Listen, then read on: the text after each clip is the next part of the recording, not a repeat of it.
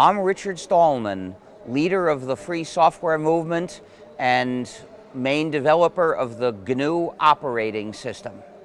Massive surveillance is done in many ways. It's done through people's own computers when they're using proprietary software that spies on them. And spying is very common in proprietary software. You must assume proprietary programs are malware. Free software means the users control the program. The users control what it does. When the users of a program control it, it respects the user's freedom and it does what the users want. With a non-free program, the proprietor controls the program and the program controls the users. This is an unjust system of power. If you use non-free software like software from Microsoft or Apple, you're a sitting duck. It's probably going to spy on you, and in fact we know that their systems do spy on users. With free software, at least the users are in control, so if they find that it spies on them, they can fix it so it doesn't spy. Now this is a lot better than proprietary software, but it's not a guarantee.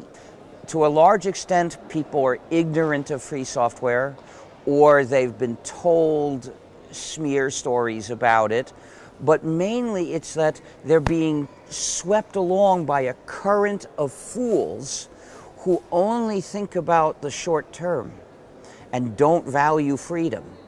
One thing that you should never do is entrust your computing activities to somebody else's server.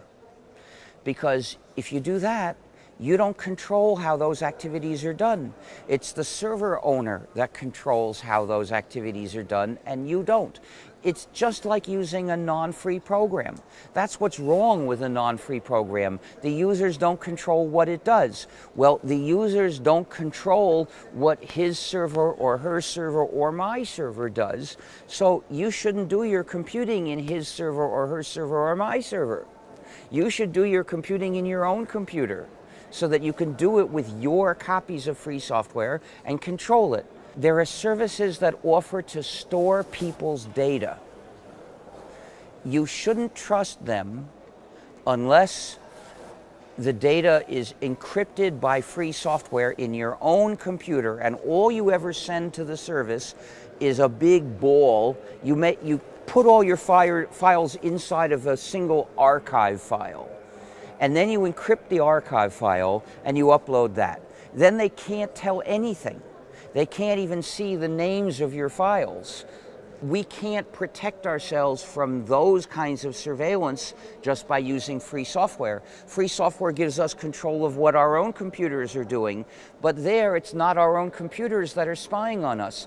The only way to stop that is by politically organizing. For instance, France is about to attack the freedom of everyone in France through the law of total surveillance. This is a threat to human rights in France.